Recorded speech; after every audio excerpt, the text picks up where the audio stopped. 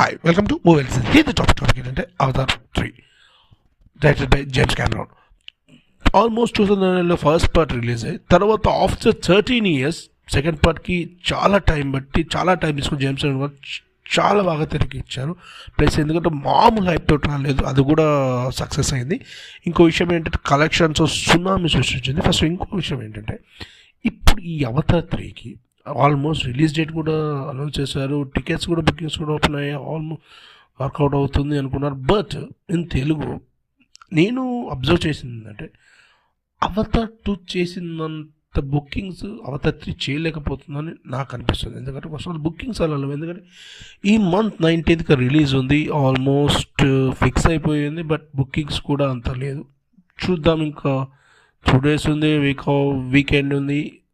Let go. Thank you for watching. Please subscribe the channel.